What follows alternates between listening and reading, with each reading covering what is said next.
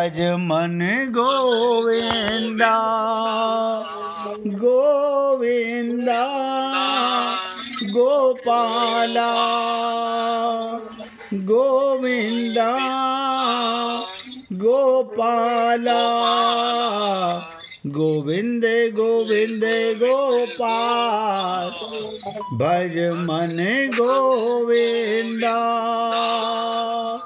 गोविंद गोविंद गोपाल भज मन गोविंदा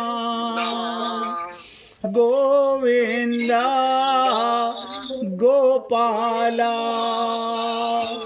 गोविंदा गोपाला गोविंद गोविंद गोपाल भज मन गोविंदा गोविंद गोविंद गोपाल भज मन गोविंदा गोविंदा गोपाला गोविंदा गोपाला गोविंद गोविंद गोपाल भज मन गोविंदा गोविंद गोविंद गोपाल भज मन गोविंदा गोविंदा गोपाला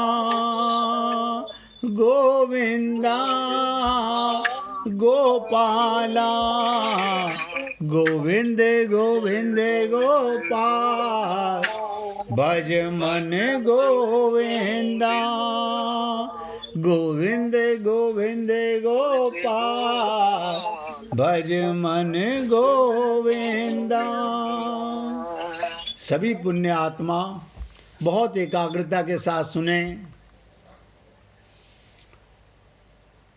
गीता के दूसरे अध्याय का 37वां श्लोक शुरू करने से पहले आप और हम सब लोगों ने कोई ना कोई गुरु अपने जीवन में माना हुआ है। भगवान को ही गुरु मानिए चाहे, लेकिन माना हुआ है। अब मैं कई बार कहता हूँ, गुरु को मानते हैं, गुरु की नहीं मानते, क्योंकि हमारा मन गुरु है और गोपियों का मन भगवान की चरण शरण में है। क्या मतलब? एक छोटी सी कथा से समझ लीजिए, अच्छा लगे तो जीवन में उतारने का प्रयत्न कीजिएगा। एक गुरु के 2 चेले, उनकी शिक्षा पूरी हो गई, उनकी शिक्षा पूरी हो गई तो शिष्य बोले, गुरुजी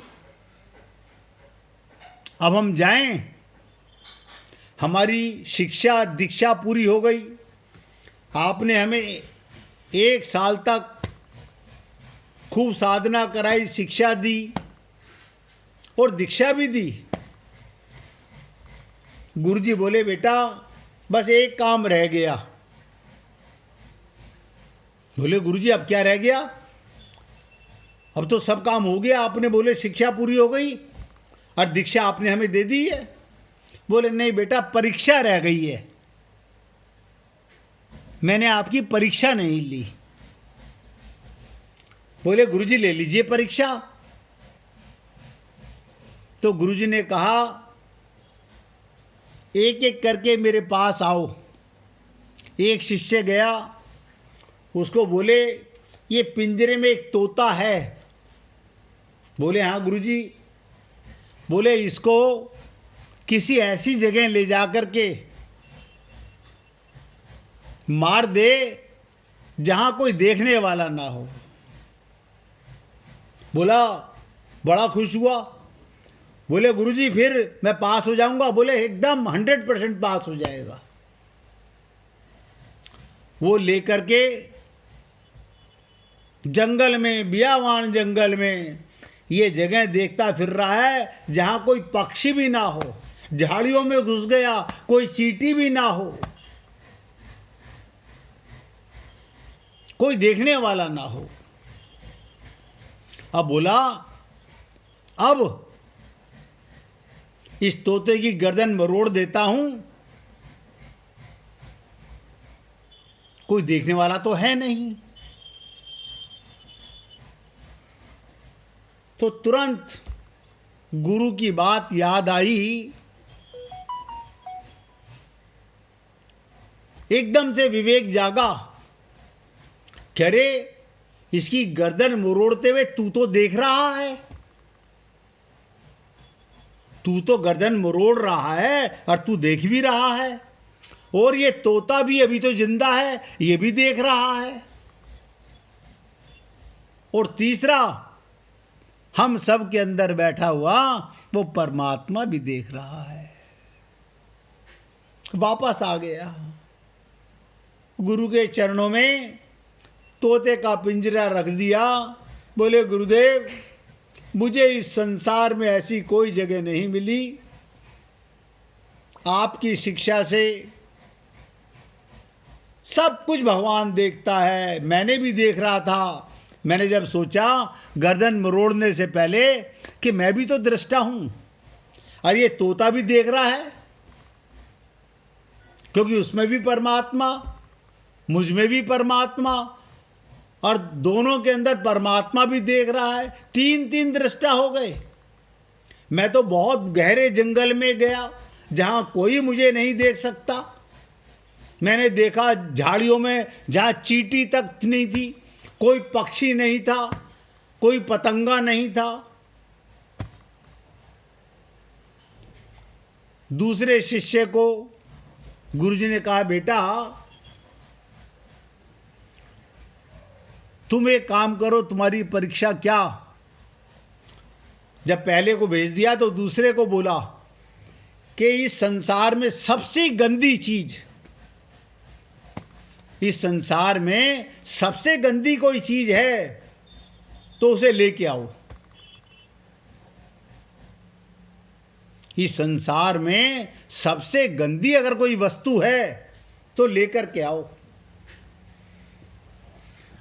अब वो सारे संसार में ढूंढता फिर रहा है, जहां जा रहा है। पानी लेके जाऊं, ये तो जीवन है, हवा को कैद कर नहीं सकता, अग्नि भी काम की चीज है। एक जगह, ध्यान से सुनो, किसी जानवर का सूखा मल पड़ा हुआ था, ताजा ताजा करके वो गया होगा, एक दिन पहले पड़ा हुआ था। उसने सोचा इससे गंदी कोई चीज नहीं है, मल से गंदी कोई चीज नहीं है, बस अब तो मैं गुरुजी से अवार्ड जीत लूंगा।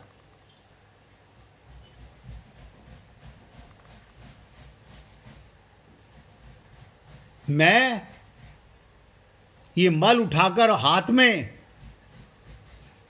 ले जाने लगा, तुरंत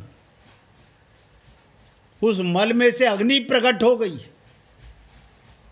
ध्यान से सुनिएगा, उस मल में से अग्नि प्रकट हो गई और उसने कहा, तू मुझे गंदा कहता है।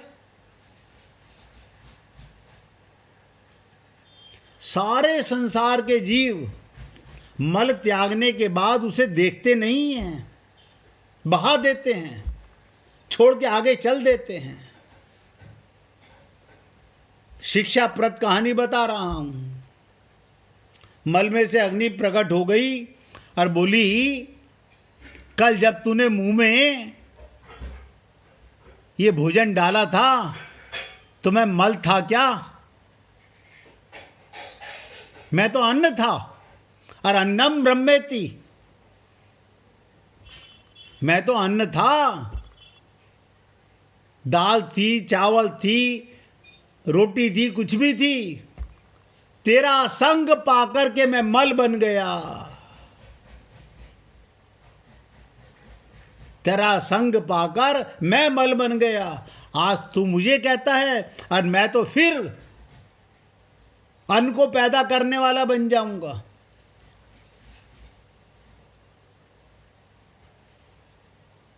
मैं तो फिर अन्न को पैदा करने वाला खाद बन जाऊंगा। तैने कैसे मुझे गंदा कहा? अब तो वो घबरा गया, आगे बोला, गुरुजी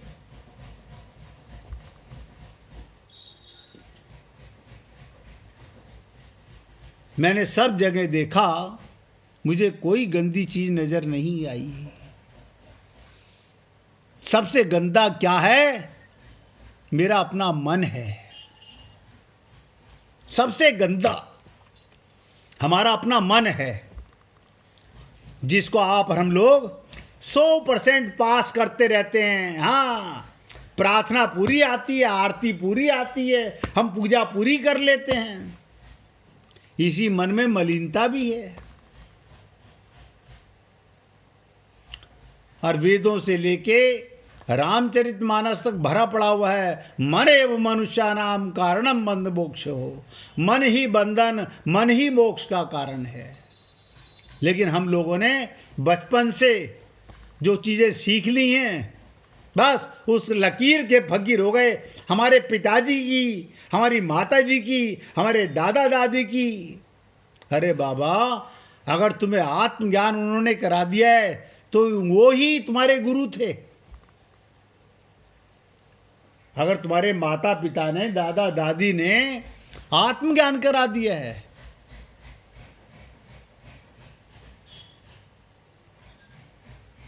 इसलिए पुण्य आत्माओं, दोनों शिष्य पास हो गए। ना कोई संसार में गंदी चीज मिली। क्यों? गुरुजी ने कहा था, भगवान ने गीता में कहा, वासुदेव सर्वम, सब कुछ मैं बना हुआ हूं, सब कुछ मैं बना हुआ हूं। तो मैं गंदा कहां से ढूंढ के लाऊं? आप और हम लोग कब होश में आएंगे पता नहीं, किन्हें खुश करने में लगे हुए हैं। अपने आप मन ही मन में मियाँ मिट्ठू बने हुए हैं। किसी को धोखा नहीं दे रहे, ना तो भगवान को धोखा दे सकते, ना गुरु को धोखा दे सकते हैं, अपने आप को दे रहे हैं। तो गीता के 33वें श्लोक से लेकर 34वें श्लोक तक 4 श्लोकों में भगवान अर्जुन को बताना चाहते हैं, तू कायरों की भांति युद्ध से पीछे हट रहा है, पीछे हटने का नुकसान क्या होगा। अब आगे के 2 श्लोकों में भगवान बताना चाहते हैं, अगर युद्ध करेगा तो लाभ क्या होगा। 37वें श्लोक में भगवान कहना चाहते हैं, हे अर्जुन, अगर तू युद्ध में मारा जाएगा, ध्यान दीजिएगा, युद्ध में क्या होता है, या तो मारा जाएगा या दूसरे को मारेगा, अपने लक्ष्य को पाएगा। अगर युद्ध में मारा जाएगा तो तुझे स्वर्ग की प्राप्ति होगी, स्वर्ग की प्राप्ति होगी। और अगर युद्ध में तू जीत जाएगा, मारा गया तो स्वर्ग मिला, और जीत गया तो पृथ्वी का राज्य भोगेगा। क्यों? ये तेरे को तेरा हिस्सा नहीं दे रहे। ये मारे गए और तू जीत गया तो पृथ्वी का राज्य भोगेगा। तो कहते हैं, हे कुंती नंदन, तू युद्ध के लिए निश्चय करके खड़ा हो जा। तू युद्ध के लिए निश्चय करके खड़ा हो जा। देखिए, छोटा सा श्लोक है मगर बहुत गूढ़ तत्व है। इसी अध्याय के 6ठे श्लोक में अर्जुन ने कहा था, हम लोगों को इसका भी पता नहीं कि युद्ध में हम उनको जीतेंगे या हम हारेंगे। मन में आता है ना, हम पास होंगे कि फेल होंगे, हम विजयी होंगे या मारे जाएंगे। अर्जुन के इस संदेह को लेकर भगवान यहाँ स्पष्ट करना चाहते हैं। आप और हम लोगों के मन में भी आता है, पता नहीं हमें भगवत प्राप्ति होगी कि नहीं होगी। पहले ही शंका है मन में, क्योंकि शरणागति तो है नहीं। शरणागति तो हम अपने पापी मन के हैं। अर्जुन के इस संदेह को लेकर भगवान यहाँ स्पष्ट करते हैं, अगर युद्ध में तुम कर्ण आदि के द्वारा मारे भी जाओगे तो स्वर्ग को चले जाओगे, और अगर युद्ध में तुम्हारी जीत हो गई तो यहाँ पृथ्वी का राज्य भोगोगे। इसलिए तो युद्ध हो रहा है कि दुर्योधन कह रहा है मैं तुम्हारे को तुम्हारा हिस्सा नहीं दूंगा। इस तरह तुम्हारे तो दोनों हाथों में लड्डू, दोनों हाथों में लड्डू। युद्ध करने से तो तुम्हारा दोनों तरफ से लाभ ही लाभ होगा, और युद्ध ना करने से दोनों तरफ से हानि होगी। अभी पहले श्लोक में बता चुके, तू युद्ध नहीं करेगा तो तुझे लोग नपुंसक कहेंगे, हिजड़ा कहेंगे, तेरी बदनामी होगी, तू योद्धा होके जिएगा कैसे। और यहाँ 37वें श्लोक में भगवान कहते हैं दोनों तरफ से लाभ है।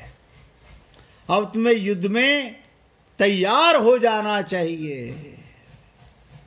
आप और हम सोचेंगे ये पता नहीं गीता में भगवान अर्जुन को कह रहे हैं हमारे को तो किसी से युद्ध है नहीं। हाँ है ना, बता देता हूं, ये मत पूछना, आप लोग नहीं पूछोगे, मैं अपनी तरफ से बता रहा हूं, आपका भी युद्ध है, अपने पापी मन के साथ युद्ध है। कहाँ कहाँ बंधन में बंधा हुआ है, वो कौन सी बेड़ियां हैं, उन्हें कौन काटेगा। हम तो उस पर रोजाना पॉलिश करते जा रहे हैं।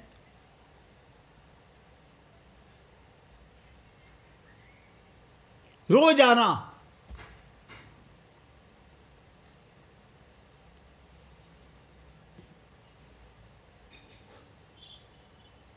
तो भगवान कहते हैं कौन्ते, देखिए कमाल की बात है, भगवान ने कहा तू कुंती का पुत्र है।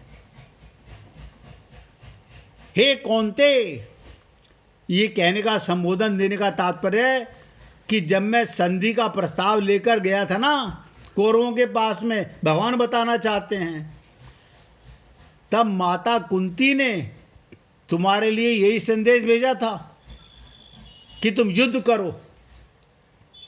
अतः तुम्हें युद्ध से निवृत्त नहीं होना चाहिए, युद्ध का निश्चय करके खड़े हो जाना चाहिए।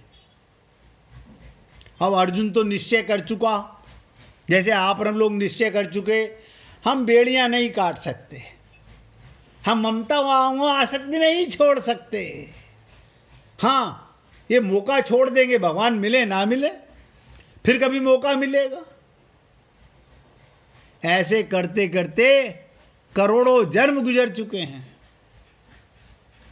और मजे की बात ये, जो बंधन हम नहीं काट पा रहे हैं ये भी आगे रहेंगे नहीं।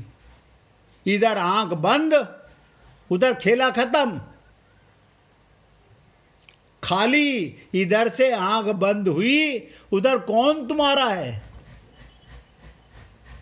सोच के देखो कौन है तुम्हारा, किसे अपना मान रहे हो। ये तन तो तुम्हारा है नहीं, ये किराए का मकान है, यहां रखवा लिया जाएगा, और यहां का कोई रिश्ता नाता आगे जाएगा नहीं। तुम्हें अपना ज्ञान हुआ नहीं कि मैं कौन हूं, तो नतीजा क्या, ठन ठन गोपाल, पुनरपि जननम पुनरपि मरणम। ऐसे ही संसार में आओगे तो हमारी पूजा बेकार जाएगी। अब तक की जो हमने इतने मंदिरों में टक्करें मारी हैं सब बेकार, 0/100। नतीजा ठन ठन गोपाल। अर्जुन युद्ध ना करने का निश्चय किया हुआ था, और भगवान ने इसी अध्याय के 3 श्लोक में युद्ध करने की आज्ञा दी थी। इससे अर्जुन के मन में संदेह हुआ कि युद्ध करना ठीक है या नहीं करना ठीक है। आप और हम लोग भी यही सोचते रहते हैं, भगवान को पाना ठीक है या परिवार को। अरे कितनी बार समझा लिया, तुम्हारा शरीर नहीं, परिवार के प्रत्येक मेंबर का शरीर मृत्यु की ओर जा रहा है। मैं आपको